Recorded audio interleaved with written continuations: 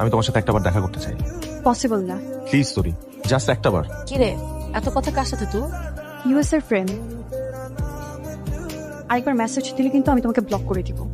তুমি কাল দেখা করবে আমার সাথে, আর যদি না করো তাহলে আমি নিজেই চলে আসবো রাহাদের বাসায়। কেমন আছো? কেমন থাকতে দিচ্ছ? কেন এমন করছো? কেন করছি তুমি জানো না? আমি কিছু জানতে চাই না। তুমি রাহাকে নিজে থেকে বিয়ে করতে রাজি হয়েছে, কেউ তোমাকে জোর করেনি। আমি নিজ থেকে বিয়ে করতে রাজি হয়েছি। আগে সবকিছু ভুলে যেতে চেয়েছি, কারণ আমি অনেক অপেক্ষা করেছি তোমার জন্য। তুমি হুট করে ইউএসএ চলে গেছো শুনে প্রথমে কিছু ফিল না করলেও ধীরে ধীরে আমি পাগল হয়ে যাচ্ছিলাম। সব জায়গা থেকে তুমি আমাকে ব্লক করে রেখেছিলে। নরম সরম তুমি এতই শক্ত হয়ে গেলে যে একটা রিপ্লাই পর্যন্ত দাওনি। আমি বিয়ে করে তোমাকে ভুলে যেতে চেয়েছিলাম, এটা সত্যি, কিন্তু সৃষ্টিকর্তা আমাদের আবারও দেখা করিয়ে দিয়েছে। আমাকে জাস্ট একজন গেস্ট হিসেবে কনসিডার করো। বিয়ের পর দিনই আমি চলে যাব, প্লিজ। ব্যস্ততা হয়তো অনেক কিছুই ভুলিয়ে রেখেছে, কিন্তু তোমাকে না। আমি আসি। আমাদের সারা জীবন আফসোস থেকে যাবে তরি। আমি জানি এখনো তুমি আমাকে আগের মতোই ভালোবাসো। এতক্ষণ তুমি মিথ্যে বলেছো, তোমার চোখ মিথ্যে।